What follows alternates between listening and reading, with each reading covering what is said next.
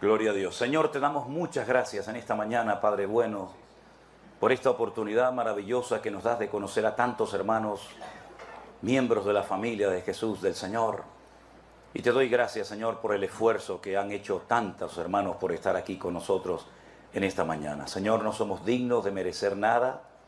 A ti solamente damos la gloria y la honra, no reconocemos la gloria a nadie.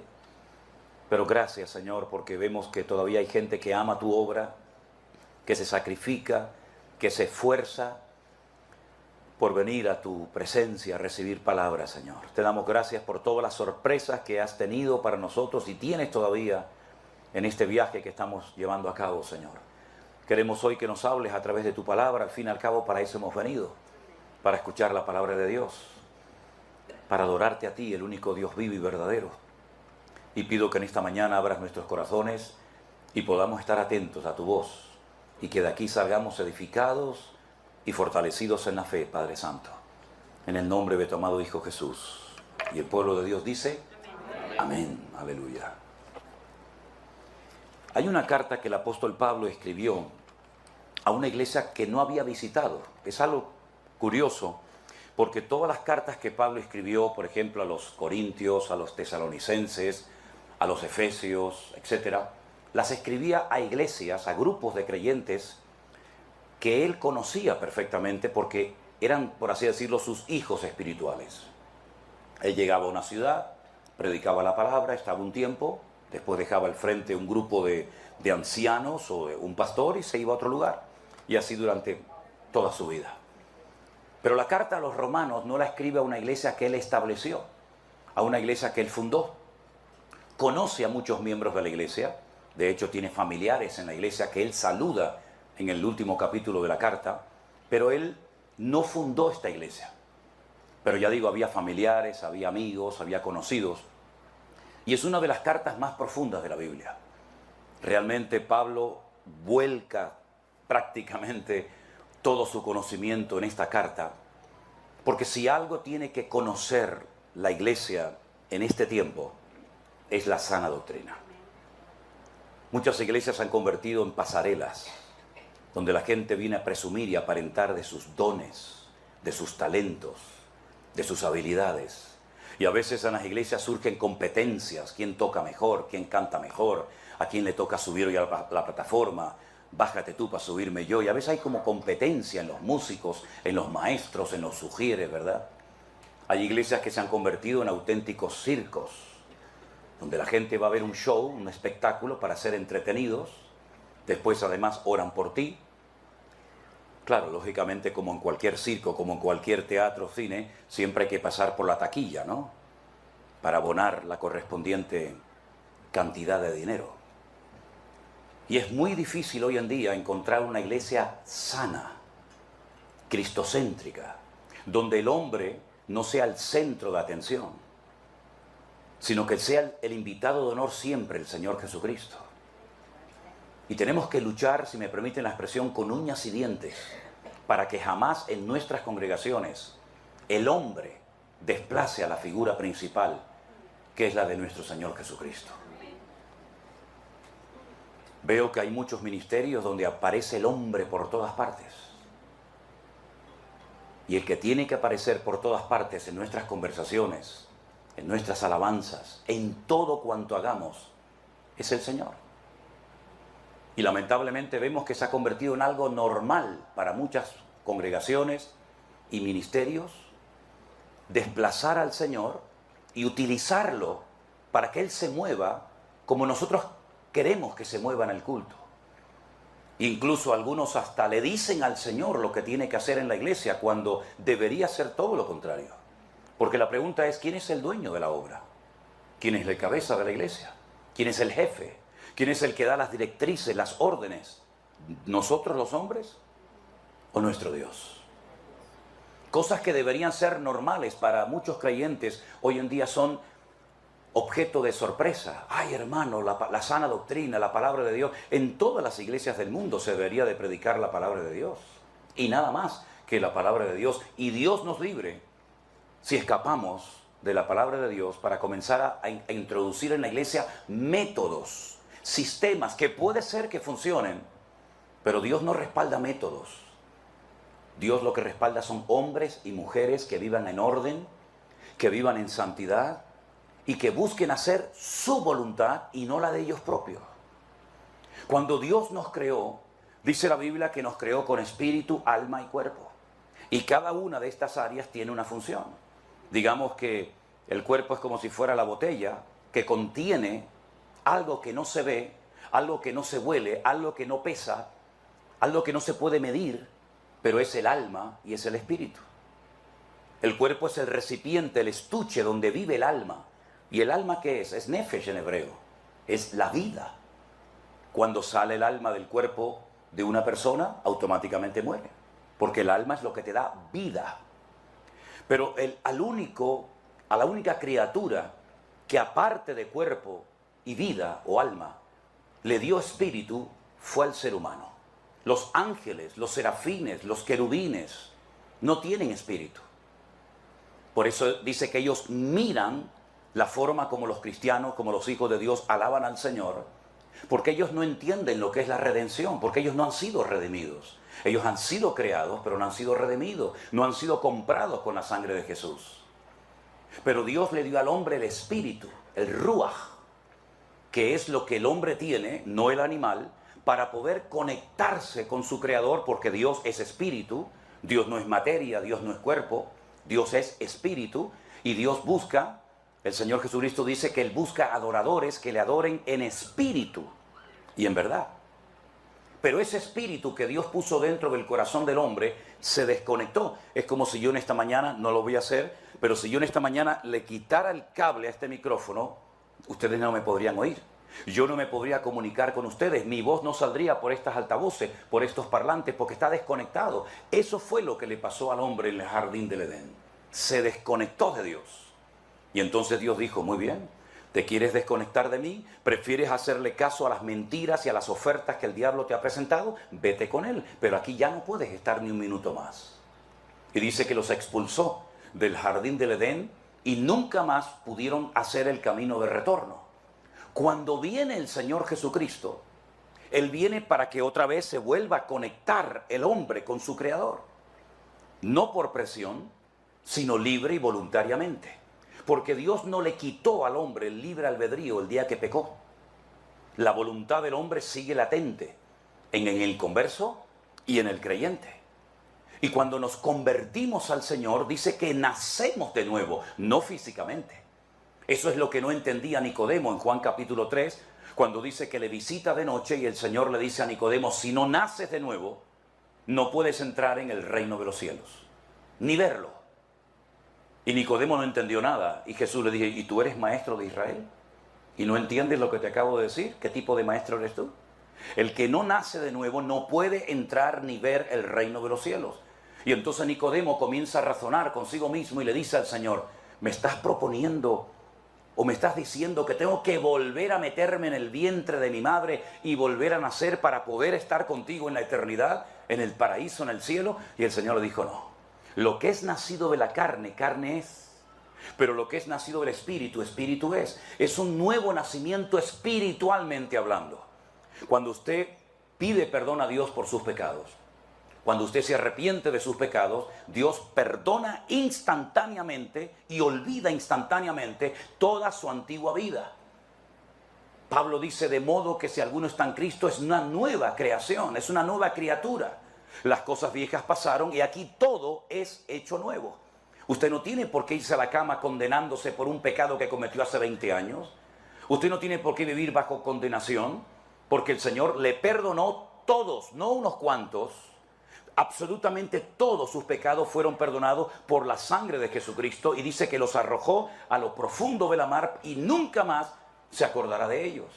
Y ahora usted comienza a hablar diferente, pensar diferente, comportarse de una forma distinta, porque ahora el Espíritu de Dios, que también se llama Ruach, pero se le añade la palabra Hakodes, el Espíritu Santo, entra dentro de su corazón y usted puede volver a tener comunión con Dios.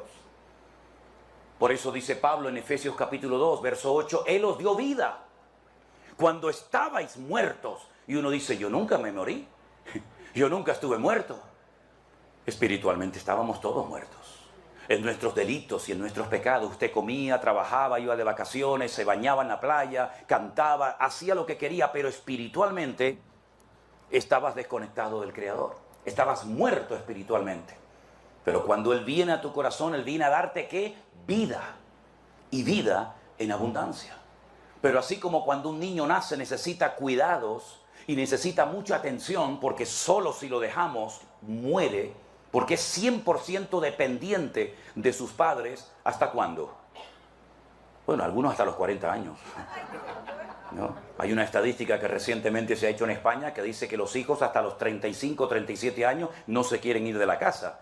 Es decir, están, iba a decir una expresión, por aquí a lo mejor suena feo, ¿no? Tú sabes que los niños beben leche de la madre y algunos están toda la vida enganchados a eso de la madre, ¿no? Pero mi querido hermano, una de las cosas que tenemos que comenzar a pedirle al Señor que nos cambie y nos transforme es esto, la mente. Mire lo que dice Romanos capítulo 12. Seguro que muchos de ustedes lo saben de memoria. Así que hermanos, Pablo dice, os ruego por las misericordias de Dios que presentéis vuestros cuerpos en sacrificio vivo, santo, agradable a Dios, que es vuestro culto racional. No perdemos la razón. La iglesia no es una casa de locos donde se pierde el control y uno no sabe ni lo que está haciendo. No. Es un culto racional, ¿eh? No somos animales ni salvajes que de, ay hermano, que me tomó el espíritu y entonces no pude dejar de dar vuelta, o uno se puso por ahí a hacer la gallina y el otro ladrando como un perro y el otro vociferando como el león de la tribu de Judá. No, eso no es la casa del Señor, eso es un circo. Es un culto racional. Yo no pierdo en ningún momento mi raciocinio. Si yo quiero callar, callo, si me quiero poner de pie, me pongo de pie. Y Pablo dice que tenemos que presentar nuestros cuerpos como así los presentamos a la droga, a la prostitución, al sexo, a la brujería o a cualquier otra cosa o al alcohol. Ese mismo cuerpo, esos mismos miembros, ahora presénteselos al Señor. Con esto robábamos, ahora las levanto y alabo a Dios. Con esta lengua criticábamos e insultábamos a la gente, ahora glorificamos a Dios y amamos a nuestros hermanos, ¿verdad? Cada uno de los miembros de mi cuerpo presentados al Señor, pero hay algo más. Pablo dice, y no os conforméis, es decir, otra versión dice, no se adapten, no se amolden a este siglo, a esta sociedad, a este sistema, sino transformaos por medio de la renovación de vuestro entendimiento, es decir, cambiar la mente. Tengo que pensar diferente, tengo que actuar diferente. ¿Y cómo lo hago? Por medio de la renovación de mi entendimiento para que pueda comprobar cuál es la buena voluntad de Dios, agradable y perfecta. Hay creyentes que han nacido de nuevo, pero se siguen comportando igual, siguen pensando igual. Y por eso están toda la vida diciendo, Señor, es que no sé qué hacer, no sé cuáles son mis dones, no sé cuál es mi rol en la iglesia. ¿Por qué? Porque no han renovado su mente. Y es nuestra responsabilidad personal de cada uno de nosotros pedirle al Señor que nos transforme la mente. La mente es la sala de máquinas, de aquí sale todo. No son los pies los que ordenan al cuerpo lo que tiene que hacer, es la mente, es la cabeza, la que manda las órdenes a los ojos, a los pulmones, al corazón, al hígado, a los riñones, a los pies, a todas partes de nuestro cuerpo. La mente es la que manda las órdenes. ¿Y cuántas veces no hemos renovado nuestra mente? Y por eso cuando nos insultan, actuamos igual que como lo hacíamos antes, porque no tenemos la mente renovada, porque no pensamos como Cristo pensaba, no reaccionamos como Cristo reaccionaba, no hablamos como Cristo hablaba, y entonces nos metemos en líos, nos metemos en problemas, tomamos decisiones equivocadas y luego nos enfadamos con Dios. Hice un negocio y perdí el dinero y me salió mal, claro, porque sigues pensando y tú sigues siendo el capitán del barco. Y tú sigues dirigiendo tu vida como te da la gana. Y en vez de consultarle al Señor, le informas. Mañana me voy a comprar un carro nuevo. La próxima semana voy a pedir un crédito para comprarme una nueva casa. Y estoy pensando en hacer un negocio y con lo que gane aquí lo invierto en mi país y me compro una casita allá para que cuando yo me jubile. Y seguimos nosotros planificando y organizando nuestra vida. Y encima, repito, luego algunos se enfadan cuando el negocio no te salió como tú pensabas. Transformaos por medio de la renovación de vuestro entendimiento. Y vas a vivir tu vida cristiana como antes eras, con precipitaciones, con enfados, con enojo, ¿verdad? Con desánimo, porque la sala de máquinas Dios no ha entrado y la ha limpiado. Dicen que había en Grecia, en la Grecia antigua, un hombre que enseñaba a la gente a hablar en público. Daba clases de oratoria y cobraba dinero. Ustedes quieren hablar en público, quieren utilizar sanas y sabias expresiones, vengan que yo les enseño. Y un día apareció por allí un muchacho que le dijo a este maestro, a este filósofo griego muy conocido, le dijo, yo quiero que usted me enseñe a hablar en público, a expresarme bien, quiero que me dé clases. Y este señor le dijo, muy bien, a ti te voy a cobrar el doble. Y le digo, ¿por qué? Porque primeramente te voy a enseñar a que te calles. Y si logro enseñarte a que te calles y aprendas a oír, es cuando por fin podré comenzar a enseñarte a hablar. ¿Se han dado cuenta que muchas veces en una iglesia si uno pide un minuto de silencio es prácticamente imposible? Y más entre nosotros los latinos. Es prácticamente estar quietos un minuto, solamente un minuto, en la presencia del Señor. Si no es el instrumento, es el niño que llora, si no es el teléfono que suena, si no es uno que entra, uno que sale, siempre tenemos que estar haciendo ruido. Y Dios muchas veces se mueve en el terreno de la calma, de la quietud. Y estamos tan ocupados, tan activos, tanta actividad, que nos olvidamos a veces de estar quietos. No dice la Biblia, estad quietos, dice el Señor, y conoced mis caminos, porque vuestros pensamientos muchas veces no son mis pensamientos. Mis pensamientos son mucho más altos, más elevados, más profundos de lo que ustedes se imaginan. Ustedes siempre están en una dimensión, en un nivel inferior, y yo estoy por encima de todo eso. Y os voy a poner en esta mañana varios ejemplos, porque a mí me gusta compartir la palabra con ejemplos para que ustedes aprendan y capten la enseñanza fundamental que quiero transmitir en esta mañana, que es la renovación, la transformación de nuestra mente. Hay una ciudad que actualmente en Israel se conoce como Banias. En los tiempos del Señor Jesucristo se conocía como Cesarea de Filipo. Está bien al norte, casi ya en frontera con Siria. En ese lugar dice la Biblia que el Señor Jesucristo se llevó a sus discípulos, ¿verdad? Y allí Él les dijo, ¿qué opina, qué cree, qué habla la gente acerca de mí? Y unos discípulos dijeron, Señor, algunos piensan que tú eres Juan el Bautista que ha resucitado de los muertos. ¿Ah, sí? ¿Eso dicen de mí por ahí? ¿Y qué más? Bueno, algunos piensan que tú eres Elías, el profeta Elías, aquel que fue llevado en vida en un carro de fuego y ahora has venido. ¿Alguna gente piensa que yo soy Elías? ¿Y qué más? Otros piensan que tú eres Jeremías, porque Jeremías era el único profeta que sabía dónde se había ocultado el arca de la alianza. Y los judíos creían y creen que Jeremías iba a revelarle a ellos dónde estaba escondida el arca de la alianza para colocarla en el templo. Y así fue escuchando diferentes opiniones. Al final el Señor preguntó y dijo, ¿y yo para ustedes quién soy? Porque eso es lo que la gente de la calle opina de mí. Pero entre ustedes, ¿qué hablan? ¿Qué comentan cuando yo doy la espalda y me voy a orar? O me voy a la montaña, o estoy dormido. ¿Qué hablan de mí entre ustedes? Todo el mundo guardó silencio. Nadie se atrevía a opinar ni a decir nada, pero uno sí, ¿se acuerdan? Pedro se levantó y dijo, Señor, tú para mí eres el Cristo. El Cristo es la palabra Mashiach, tú eres el Mesías, el Hijo del Dios viviente. Y entonces el Señor se le queda mirando y delante de todos los discípulos dice, bienaventurado eres Simón, Pedro. Porque esto que acabas de decir no te lo enseñaron en la escuela, ni en la sinagoga, ni ningún rabino, sino fue una revelación que mi Padre te dio ahora mismo. Bienaventurado eres, Simón Pedro. Y me imagino que se le habrá llenado el corazón, sacó las plumas del pavo real diciendo, ¿se dan cuenta lo que me acaba de decir de mí el Señor? Aguántate, Juanito, aguántate, Tomás, yo soy bienaventurado. ¿Ya sabes quién soy? Sí, Señor. Tú eres el Mesías, ¿ok? Soy el Mesías. Sí. Muy bien, vámonos a Jerusalén. Se fueron caminando por el camino y se paran y dice el Señor, chicos, os tengo que decir algo. Vamos a subir a Jerusalén, los gentiles, los romanos, las autoridades religiosas de la época me van a echar mano, me van a prender, me van a llevar a la cruz, voy a morir. Y entonces Pedro interrumpe al Señor y dice, no, espera un momento, espera. ¿Cómo?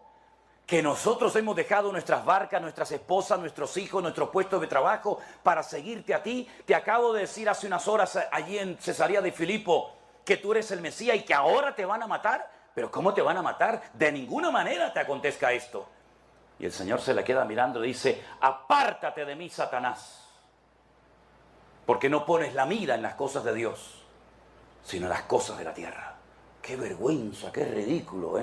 Pasó de la cúspide a lo más bajo. Ayer era bienaventurado, hoy me llama públicamente delante de todo el mundo Satanás. ¿Qué fue lo que pasó? Le dio rienda suelta a sus emociones. Le dio rienda suelta a su temor, a su nerviosismo de perder al Mesías, ahora que lo hemos encontrado, ahora que por fin ha venido, después de tantos cientos de años leyendo las Escrituras, por fin lo tenemos y ahora te van a matar. De eso nada. No le permitió al Señor renovar su mente. Cuando viene un problema a tu vida económico, familiar, físico o de la índole que sea, es un momento para demostrarte a ti mismo tu nivel de madurez, tu nivel de fe.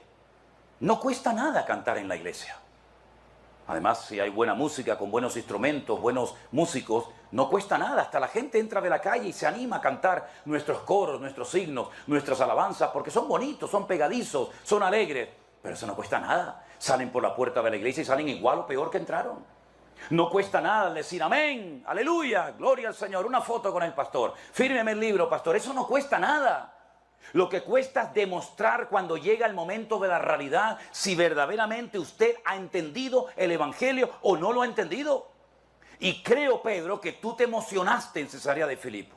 Creo que te precipitaste y no fuiste consciente del peso, de la profundidad de las palabras, de la declaración que acabas de hacer. Y ahora ha salido el verdadero Pedro. Y es que dice la Biblia que de la abundancia del corazón habla la boca. Allí te emocionaste, allí te sentiste importante, pero ahora aquí lo que has demostrado es que no has madurado ni has entendido nada.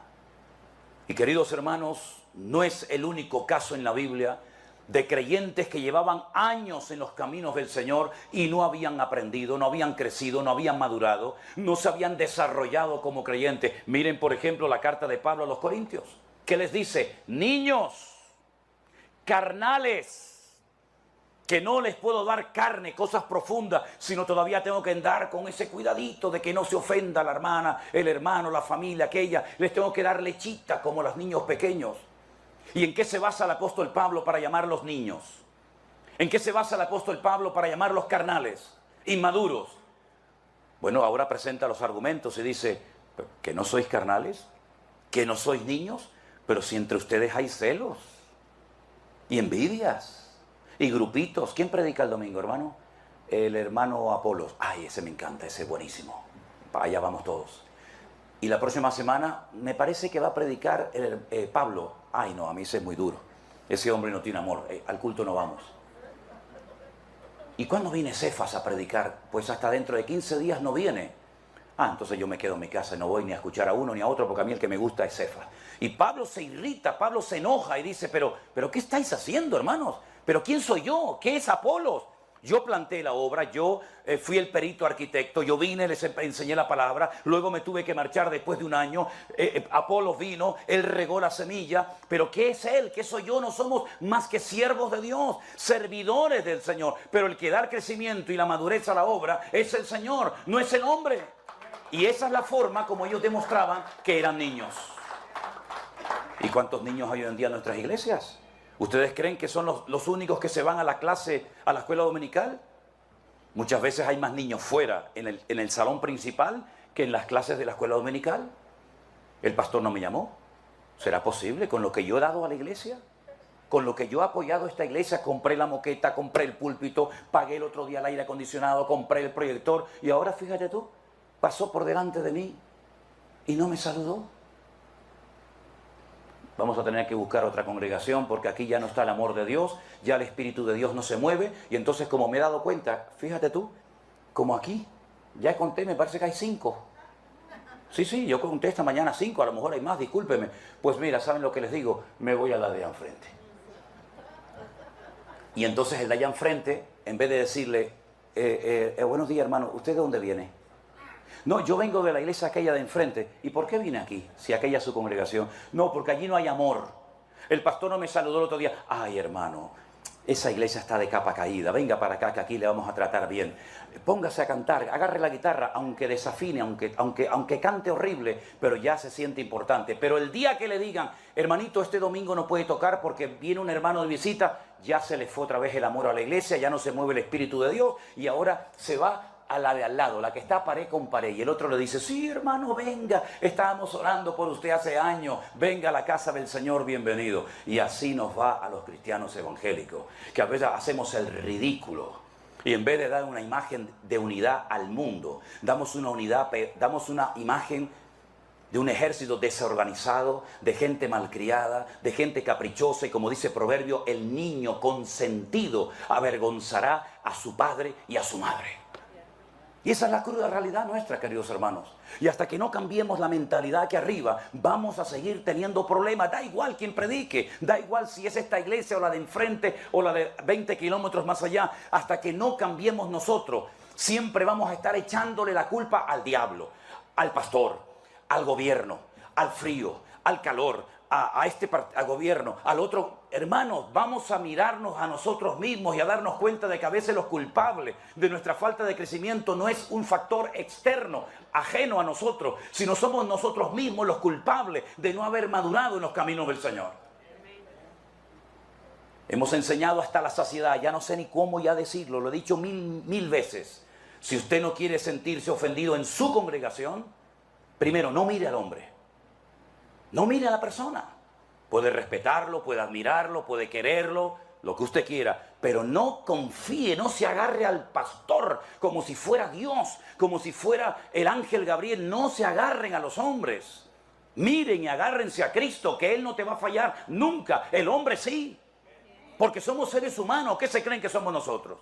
Dioses en forma humana, somos igual que cualquiera de ustedes, con nuestras luchas, con nuestros desánimos, con nuestros cansancios, con nuestras presiones, somos exactamente igual que todo el mundo. No pongan en los pedestales nunca a los pastores porque los van a matar, les van a hacer daño y al final los mayores perjudicados van a ser ustedes. Pero en segundo lugar, si usted no quiere nunca sentirse ofendido, ni aquí ni en ninguna parte, no espere nunca nada de nadie. Imagínense que usted espera que yo esta mañana estuviera aquí en la puerta dándole la bienvenida. Yo, pastor Manolo Sierra, ya verás. Ya verás que él va a estar en la puerta esperándome, me va a dar los besos, me va a dar un abrazo, me va a decir, hermano, Dios le bendiga. Claro, usted llegó y a lo mejor dice, ¿y dónde está el pastor? No, está allí afinando la guitarra, no sé lo que está haciendo este hombre cuando no se ha dado cuenta que yo he entrado. Y entonces usted ya está ofendido. ¿Por qué? Porque esperaba un recibimiento y no lo ha recibido y está ofendido.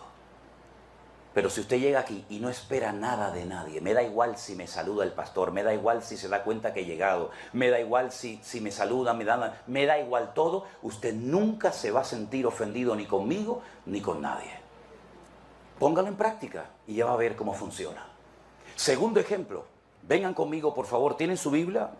En el libro de los Hechos, el capítulo 2, versículos 12 y 13, Libro de los Hechos, por favor, capítulo 2, versículos 12 y 13. Voy a dar ocasión, voy a dar oportunidad, si algún hermano lo tiene y lo quiere leer en alta voz, por favor, con toda libertad, hágalo. Y estaban todos atónitos y perplejos, diciéndose unos a otros, ¿qué quiere decir esto? Mas otros burlándose decían, están llenos de mosto. Otros burlándose decían, están llenos de mosto. No entendían nada, en vez de preguntar y decir, hermano, ¿me puede explicar lo que está pasando aquí? ¿Por qué hemos tenido hoy un culto diferente? ¿Por qué aquella señora está hablando en un idioma que no entendemos y aquel también? Y aquella persona está hablando... ¿Me podrían explicar lo que está pasando aquí? No, prefirieron criticar, prefirieron cuestionar el mover de Dios. Y dice la Biblia que algunos dijeron, no, lo que pasa es que están borrachos. Esa es la realidad. No habían renovado su mente y cuando usted no renueva su mente, usted reacciona como el carnal que fue toda la vida. ¿Verdad? Y ahí vemos un ejemplo de un mover genuino del Señor en el día de Pentecostés, pero estas personas, primero por no preguntar, por no demostrar un mínimo de interés y decir, bueno, explíqueme, ¿por qué cantan así? ¿Por qué se mueven asados? En vez de preguntar, se burlan y finalmente terminan diciendo mentiras, diciendo es que están borrachos. Nada más lejos de la realidad. Fíjense que prueba de ello que Pedro, cuando se pone en pie, se ve que le llegó el chisme a la oreja y dice, hermanos queridos, nosotros no estamos ebrios, nosotros no estamos borrachos como algunos suponen. Nosotros lo que más bien estamos es llenos del Espíritu Santo. Y esto es lo que dijo el profeta Joel, que en los postreros días, dice el Señor, derramaré de mi Espíritu sobre toda carne. Y ahí hay una explicación coherente y bíblica de lo que allí está ocurriendo. ¿Se da cuenta? Cuando no entienda algo, pregunte. No critique. No chismorree entre la iglesia, entre los hermanos. Pregunte. Hermano, ¿me podría explicar este versículo que usted explicó que no lo entendí? Pregunten, porque dice la Biblia que cuando alguien se expone, como ustedes hoy, se están exponiendo al mensaje de la palabra de Dios. Y yo estoy sembrando, porque yo es lo que estoy haciendo ahora, estoy sembrando como el que salió al campo a sembrar. Y si la semilla cae en su corazón, usted la oye y no la entiende, cuando sale por esa puerta, dice la Biblia, que el diablo roba la semilla en su corazón y usted no da fruto. Aunque haya estado aquí sentado 2 horas, 3 horas, si usted no entiende la palabra y se va sin preguntar, sin decir, hermano, ¿me puede aclarar esto? El enemigo va a impedir que esa semilla que fue plantada en su corazón produzca fruto. Sin embargo, dice la Biblia que el que recibe la palabra con gozo y entiende la palabra, da fruto. Porque su corazón es buena tierra y da fruto a 30, 60 y a 100 por uno. ¿Cuántos dicen amén? Pablo llega de un largo viaje misionero, se reúne con los apóstoles de Jerusalén y le dice, mira, como se están comentando muchas cosas por allá acerca de ti, coge a estos 4 hermanos, rápense la cabeza, era un rito que hacían los judíos en aquella época según la ley de Moisés, y para acallar las voces y para que no haya líos, vayan al templo, se rapan la cabeza, pagas lo que tengas que pagar y así ya todo el mundo tranquilo. Él dice, bueno, si ustedes quieren que yo haga eso, esto no sirve para nada, pero si quieren que lo haga, yo lo hago. Llega al templo y lo ve y lo ven que va acompañado por hermanos que no son judíos, que no entraron al templo, no entraron al templo, pero la multitud, algunos, pensaron que Pablo estaba faltándole el respeto al templo, profanando el templo, metiendo a extranjeros, que no se podía hacer, metiendo a extranjeros en aquel momento en la casa de Dios. Y se armó un revuelo, hermano, se armó un lío en la ciudad que no lo mataron de milagro. Tuvieron que intervenir las autoridades, ¿verdad? Los romanos, lo tuvieron que quitar de la multitud, porque si lo dejan 5 minutos más, lo revientan, lo matan, lo destrozan al pobre apóstol Pablo. Porque pensaban, mentira, pero ellos pensaron que había profanado el templo. Cuando le damos lugar a malos pensamientos, las consecuencias son terribles. Cuando nos imaginamos cosas, cuando le damos lugar a los malos pensamientos, a los celos, a las envidias, etcétera, etcétera, y en vez de darle lugar a la palabra de Dios y orar y decir, Señor, muéstrame y revélame y háblame y instrúyeme, cuando le damos lugar a los malos pensamientos, al final te pasa factura los malos pensamientos y terminas haciendo y diciendo y tratando a la gente malamente. ¿Por qué? Porque le has dado lugar a malos pensamientos en tu vida. ¿Qué es lo que hemos leído esta mañana en Romanos 12, 1 y 2? Primero, presente su cuerpo en sacrificio vivo. Y en segundo lugar, transfórmese por medio de la renovación de vuestro entendimiento para que usted pueda comprobar cuál es la santa, buena y agradable voluntad de Dios para su vida. ¿Cuántos dicen amén? Amén. Y el último ejemplo. Llegan del cautiverio en Babilonia. 70 años estuvieron cautivos en Babilonia. ¿Conocen la historia? ¿Sí? El pueblo de Israel entra en la tierra prometida. 12 tribus, 12 familias. Con el paso del tiempo el país se divide en 2, norte y sur. El norte se va a llamar Israel, el sur se va a llamar Judá. Una guerra civil, el norte contra el sur, terrible. Los asirios atacan las tribus del norte, se las llevan fuera de Israel y nunca más volvieron hasta el día de hoy. Están esparcidos por todo el mundo. Las tribus del sur, en vez de aprender la lección de los hermanos del norte y en vez de obedecer al Señor y en vez de acatar la palabra y obedecer los mensajes de Jeremías, siguen con la idolatría, siguen con la desobediencia, siguen con el relajo, siguen con el desorden y finalmente Nabucodonosor, rey de Babilonia, ataca la ciudad y se los lleva a miles cautivos a Babilonia y otros por supuesto murieron en Jerusalén. El Señor les dijo, 70 años os voy a sacar de aquí, os voy a llevar a otro país, con otra cultura, otro idioma, todo diferente por desobedientes y para castigarles. 70 años. Habían estado 490 años en el país. 490 años sin salir. Cada 7 años tenían que dejar reposar la tierra. No se podía sembrar. Cada 7 años usted no siembra nada. Usted no se preocupe que no le va a faltar de nada porque la cosecha del año anterior va a ser tremenda. Fíjense de mí, créanme a mí. Nunca cumplieron con esta ley que se llama Shemitah. La ley de dejar reposar la tierra cada 7 años. No la cumplieron. El Señor dijo, no lo quieren hacer a las buenas. Ya verás cómo lo vas a hacer a las malas. Si estuvieron 490 años en el país sin guardar la ley del descanso de la tierra, ¿cuántos años no cumplieron la ley de Dios? 70. 70 por 7, ¿cuánto es? 490. Entonces, como me deben 70 años de obediencia y no lo has querido hacer a las buenas, ya verás cómo lo vas a hacer. Porque mi tierra tiene que reposar.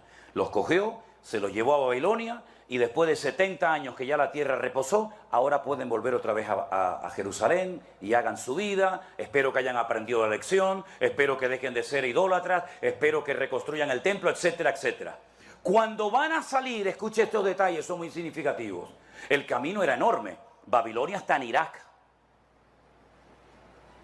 De Babilonia a Jerusalén hay un recorrido enorme. Van mujeres, van niños, van ancianos, van animales. El camino es muy peligroso. Entonces le dicen a Esdras, a Nehemías, oye, ¿por qué no le dices al rey que mande soldados con nosotros para que nos defiendan el camino? Y dicen, ¿cómo? Que yo le pida ayuda militar al pagano Nabucodonosor, pero es que acaso no creemos nosotros en un Dios todopoderoso que nos va a cuidar. ¿Es que acaso no es un milagro que nos dejen salir y volvamos a nuestra tierra? Entonces dijeron, bueno, está bien, no le pidas ayuda al enemigo. Salieron con las alforjas llenas. El rey les dio dinero, el rey Ciro les permitió volver, llevaron oro, plata, llevaron todo lo necesario para reconstruir sus vidas y el templo de Jerusalén. Llegan a Jerusalén, escuchen bien, llegan a Jerusalén y cogen todo ese dinero que tenían para levantar la casa de Dios. ¿Y qué es lo que hicieron? Se construyeron unas mansiones. Ellos, unas casas espectaculares, tremendas. Y por allí apareció un profeta llamado Joel. Pueden leerlo en la Biblia, lo tienen en sus Biblias. Llega Joel y les dice, ¿qué hicisteis con todo el dinero que trajisteis de Babilonia para construir la casa del Señor? ¿Dónde está? Dice, bueno, lo hemos usado. ¿Lo hemos usado para qué? Para construir nuestras casas. Ah, para construir vuestras casas. ¿Y por qué no habéis construido la casa de Dios, el templo? Dice, porque aún no es el tiempo. Léanlo en la Biblia. Aún no es el tiempo. Ah, que no es el tiempo. Qué curioso. No es el tiempo de comenzar a trabajar en la obra de Dios, pero sí es el tiempo para trabajar en tu negocio. Nunca tienes tiempo para las cosas de Dios, pero para ti siempre tienes tiempo y si no lo buscas. ¿No se han dado cuenta de que hace tiempo que no llueve? Le decía el profeta Joel a ellos. ¿No se han dado cuenta ustedes, los agricultores que van al campo, siembran un montón el campo y a la hora de la cosecha no recogen prácticamente nada? ¿No se han dado cuenta de que el país económicamente no levanta cabeza? ¿No se han dado cuenta de que cuando cobras el sueldo, la paga semanal, mensual o quincenal o como sea, aún no la has cobrado, aún no la has metido en el bolsillo y ya como que se ha ido? ¿No te das cuenta que aunque trabajes y trabajes, nunca te llenas y nunca logras pagar todas tus deudas? Y le dijeron, es verdad, es verdad. Las cosechas son un desastre, no llueve, el dinero nunca nos alcanza. ¿Por qué será? Y ahora Joel le dice, porque os habéis olvidado de vuestro Dios. Porque estáis exactamente igual o peor que hace 70 años. No habéis aprendido nada. Y yo la carga que tengo en mi corazón es la siguiente. Hace 2 años, por primera vez en la historia de la humanidad, Dios permitió que a millones y a millones de seres humanos, por supuesto incluidos nosotros los cristianos, nos encerraran dentro de nuestras casas. Yo no sé cómo fue aquí en Estados Unidos, pero sí sé cómo fue en España. Vivíamos dentro de la iglesia en aquel tiempo. Y durante 2 meses largos teníamos que predicar, hacíamos los cultos exactamente igual, los jueves y los domingos. Pero ¿a quién le predicábamos? ¿A quién? No sé cuántos de ustedes, si alguien aquí vio aquellos cultos de marzo del 2020, no sé si los vieron. ¿A quién predicaba yo, hermano? A sillas vacías. Pero nunca dejamos de confiar en el Señor. Dios proveyó todas nuestras necesidades y más de lo que nos podíamos llevar imaginado en la vida. Y fuimos fieles en lo poco, y el que es fiel en lo poco, Dios le da en el futuro cosas que ni su imaginación se podía haber imaginado. Pero esta gente tiene dinero, tenían recursos, fundieron, gastaron todo el dinero en sus casas, en su vida privada y particular, y se olvidaron de que los recursos que Dios puso en sus manos no eran para ellos, sino eran administradores para poder construir el templo. Y entonces Joel les dice, si quieren que vuelva a llover, si quieren que este país sea un vergel y no un desierto como es, si quieren estar satisfechos, irse a la cama tranquilos, sin tenerle miedo a nada ni a nadie, déjense de cuentos, váyanse al monte, comiencen a cortar madera y pónganse a edificar la casa del Señor. Busquen, en otras palabras, al Señor, pónganlo en primer lugar en su vida y van a ver cómo el país cambia y cómo la economía cambia y cómo vuestros hijos son hijos sanos y los animales no se mueren en el campo. Así que adelante, depende de ustedes. ¿Qué estamos hablando esta mañana? Cambiar la forma de pensar. Es que no es el tiempo. Y ese pensamiento equivocado, esa mentira, los atrapó de tal manera que ellos estaban sinceramente equivocados, creyendo que no era el tiempo de construir la casa del Señor. Un altísimo porcentaje de creyentes hoy en día, ¿qué es lo que está pensando todo el día? ¿Cómo pago las facturas? ¿Cómo pago la renta? ¿Cómo pago esto? ¿Cómo pago lo otro? Y muchos no han aprendido nada. El Señor nos metió 2 meses en la casa para que aquellos que decían, no tengo tiempo para orar, no tienes tiempo para orar, ya vas a ver cómo te va a sobrar el tiempo. Ya vas a ver cómo vas a tener tiempo. Pastor, yo no he leído nunca la Biblia entera porque la verdad es que yo llego tan cansado del trabajo que abro la Biblia y me quedo dormido y ahí me quedo. Y no tengo tiempo. No tienes tiempo, vas a ver cómo vas a tener tiempo, querido. Te vas a aburrir de tiempo. Te voy a meter 2 meses en tu casa y vas a entrar en contacto con un muchacho o una persona de 15.000 kilómetros de distancia aquí que te va a predicar todos los días. Y vas a tener un programa donde vas a tener la oportunidad de hacer preguntas a un pastor para que te las responda. Y nos estuvo 2 meses dentro de la casa hablándonos y hablándonos y hablando. Los que aprovecharon la oportunidad y aprendieron, el Señor les cambió la vida. Pero el que no quiso aprender, ni con 6 meses, ni con 20 años de confinamiento van a aprender. Porque hay un refrán, hay una expresión en Israel que dice, al avispado, al listo, al sabio, con una mirada, lo entiende todo. Pero al torpe y al desobediente, ni tirándole piedras, reacciona. Y Dios ha tenido una paciencia y una misericordia con nosotros. Y cosas que habíamos oído y cosas que habíamos leído en la Biblia, pues las pudimos vivir en carne propia. Cuando de rodillas al lado de mi cama le dije al Señor, Señor, tengo que cerrar la iglesia por primera vez en 40 años que llevo de pastor sirviéndote. Nunca he cerrado una iglesia y ahora me obliga la autoridad a cerrarla. Nosotros no tenemos propiedades, ni a nivel personal, ni a nivel de iglesia. No tenemos ninguna propiedad de edificios, de templos, no, todo es alquilado, todo. Tenemos un Goodwill, no lo llaman aquí así, una tiendita de segunda mano, donde la gente viene, compra alguna ropita, algún zapatito, si no tiene se le regala igualmente. Y con eso, mensualmente, logramos casi pagar los 1.500 euros que tenemos que pagar del alquiler todos los meses. Lo tuve que cerrar también. Y le dije, Señor, sin el Goodwill, sin el rastro, sin la iglesia, nadie va a venir. Ahora, Dios mío, le dije yo a él, tienes una oportunidad maravillosa, Señor, para demostrar si esta obra, si esta iglesia es tuya. Comenzaron a llamarnos de Guatemala, de Estados Unidos, de Alaska, de Argentina, de todas partes del mundo. Y la gente nos mandaba $20, $30, $60, $80, $600, $40. Y todos los días teníamos que ir al Western Union o al MoneyGram gente nos mandaba dinero que no sabíamos ni de dónde eran y pudimos pagar durante los meses de confinamiento el alquiler, pudimos comer, pudimos pagar la luz, pudimos pagar el agua y el Señor nos demostró que no necesita ni tu diezmo, ni tu ofrenda, ni primicias, ni historias raras, sino que Él es el Dios de la plata y del oro y que Él es galardonador de los que le buscan. Nunca pedimos dinero a nadie, jamás. Sino hacíamos lo que nos enseñó nuestro Señor Jesucristo a hacer. Entre en su aposento, cierre la puerta y su Padre que lo ve en secreto lo recompensará en público. Eso es lo que dice la Biblia. Buscad primeramente que el reino de Dios y su justicia y todo lo demás vendrá por añadidura. ¿Y qué es lo demás? Pues hombre, la comida, la gasolina, el vestido, etcétera, etcétera. Si lo buscas, no viene. Dice el Señor en su palabra, miren los pájaros del campo. Dígame, ¿dónde trabajan? Dígame, ¿en qué mall trabajan los pajaritos?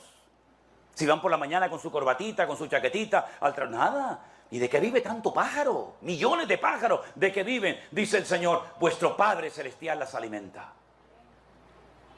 Así que si queréis comida, vestido y todas vuestras necesidades cubiertas, no caprichos, necesidades, que es otra cosa. Buscadme a mí por la mañana temprano, clama a mí, yo te responderé y te enseñaré cosas grandes y ocultas que tú no conoces. Vinimos el día 9 de mayo dejando a nuestra hija embarazada y dejando la iglesia y dejando todo para venir aquí a Estados Unidos y a México a conocer a tantos y a tantos hermanos. Jamás preguntamos dónde vamos a dormir. Jamás preguntamos ¿y dónde vamos a comer? Jamás. Nunca nos ha preocupado para nada esos detalles. A mí lo que me interesa es dónde voy a predicar. ¿Dónde nos vamos a reunir? Aquí, gloria a Dios. Gracias al pastor, ya se lo dije antes. Allá afuera con 40 grados de temperatura me da exactamente igual. Vamos allá afuera, en un monte, en una playa, en un barco, en una cárcel, donde haga falta. Pero hasta que no cambiemos esto, nuestras iglesias no van a cambiar. Queremos grandes resultados, queremos peces en abundancia y panes en abundancia. Pero para eso hay que buscar al Señor primeramente, depender de Él, no tenerle miedo a lo que dice el hombre, no tenerle miedo a las noticias. Dice, aunque vengan malas noticias de lejanas tierras, no temblará tu corazón. Y aunque un ejército acampe contra ti, no tiene que tener miedo tu corazón, porque el Señor es mi luz y mi salvación. Y las bendiciones no hay que buscarlas, las bendiciones me buscan a mí. El Salmo 23 dice, el bien y la misericordia te seguirán a ti todos los días de tu vida. Yo no tengo que seguir las bendiciones. Yo no tengo que buscar la bendición o la prosperidad. El Señor sabe lo que su alma necesita. El Señor sabe lo que su negocio, su matrimonio necesita. Y a veces no nos concede todo lo que le pedimos, pero da igual, aunque Dios me mate, lo seguiré adorando, porque yo sé que mi Redentor está vivo. Ese es el estilo de vida que le hemos enseñado a la gente. Claro, no es popular, lógicamente. Claro que no es popular. Ya en 1990, cuando fuimos a Argentina, pasábamos por las iglesias, repito, en 1990, y veíamos unos carteles de neón tremendos, y decían por fuera, entren, aquí oramos por la prosperidad. ¿Y quién no quería la prosperidad?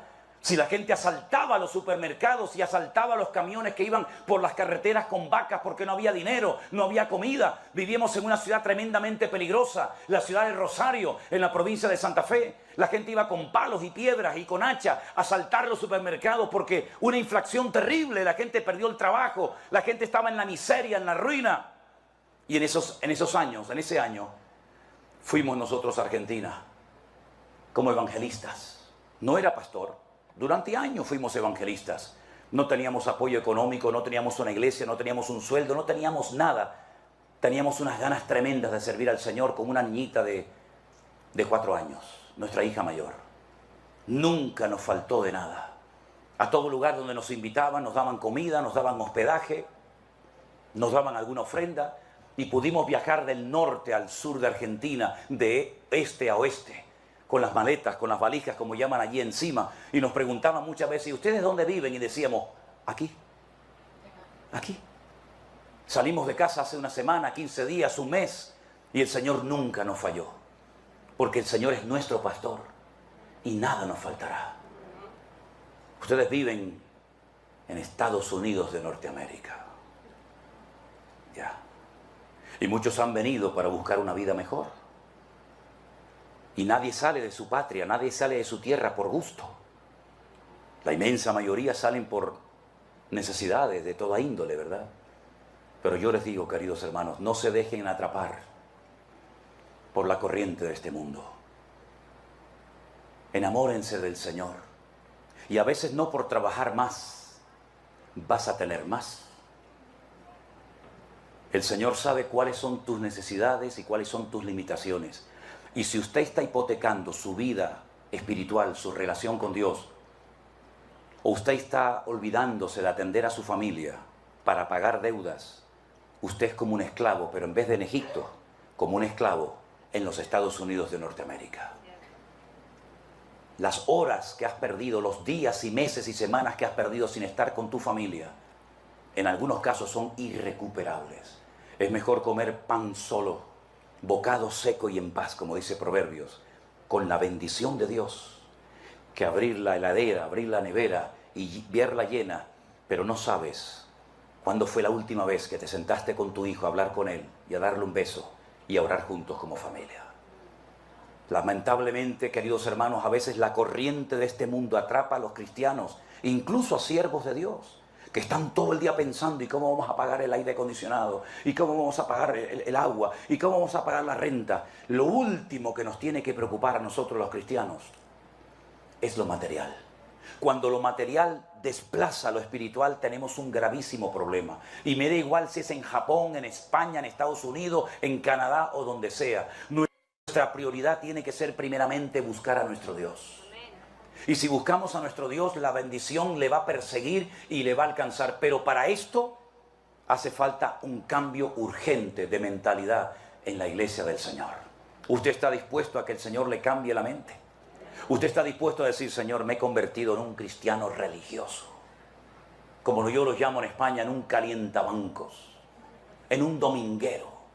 Uno que viene al culto, se sienta ahí 1 hora, 2 horas, lo que haga falta, gloria a Dios, amén, amén, aleluya, y cuando sale por la puerta, Señor, ahí te queda, ahora soy yo el que voy a pelear, ahora soy yo el que mañana voy a trabajar, y entonces Dios dice, bueno, pues sigue usted, tú eres tan listo, vete tú solito, mijo. Pero una vez hubo un muchacho que vivió así hasta que se dio contra la pared y dijo, ¿qué hago yo aquí?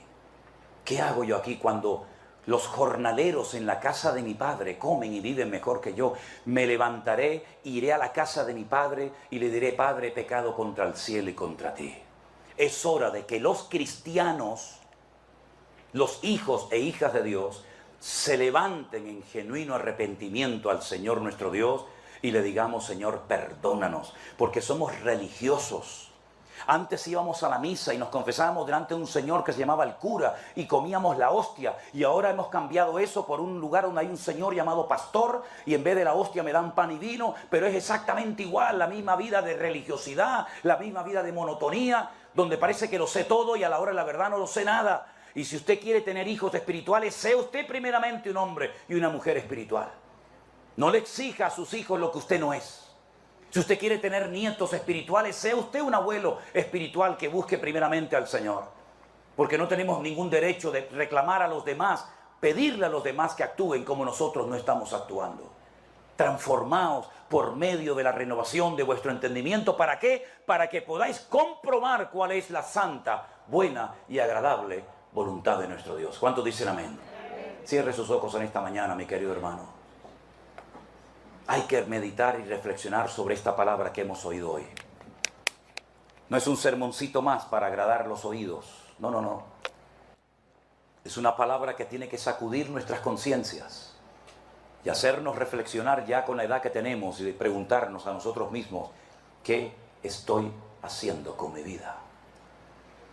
Con mis recursos, con mi tiempo. ¿Qué estoy haciendo, Señor? Tú que lo diste todo por mí. Y a veces me cuesta tanto terminar de leer un versículo de la Biblia. Que Dios nos ayude en esta mañana a todos y a cada uno de nosotros a reflexionar ante esta realidad que tenemos por delante. Soy yo y no el vecino, soy yo el responsable de mi vida. El que tengo que tomar una determinación y decir, Señor, yo quiero prepararme, yo quiero dedicarme a ti. Yo quiero un cambio, yo necesito un cambio en mi vida, Señor. Aleluya. Gloria a ti, mi Dios. Gloria a ti, amado Dios. Voy a pedirle al pastor de la iglesia, si usted es tan amable, hermano, dirigirnos en oración y pedirle al Señor en nombre de todos nosotros que el Señor nos ayude a poner en práctica su palabra en nuestra vida. Aleluya. Te adoramos, oh Dios. Cantamos esta alabanza que es un versículo literal del libro del Apocalipsis que dice: Rey de reyes, Señor de señores, admirable. Aleluya. Rey de reyes, Señor de señores, admirable. Consejero, Dios fuerte, Emmanuel, Dios con nosotros. El Cordero que fue inmolado, Él es digno de tomar el poder, las riquezas, la sabiduría, la fortaleza, la honra, la gloria y la alabanza por los siglos de los siglos. Amén. Rey de reyes, Señor de señor, admirable, admirable. Consejero, Dios fuerte, Emmanuel, Dios con nosotros. El Cordero que fue inmolado, Él es digno de tomar el poder, las riquezas, la sabiduría, la fortaleza, la honra, la gloria y la alabanza por los siglos de los siglos. Amén.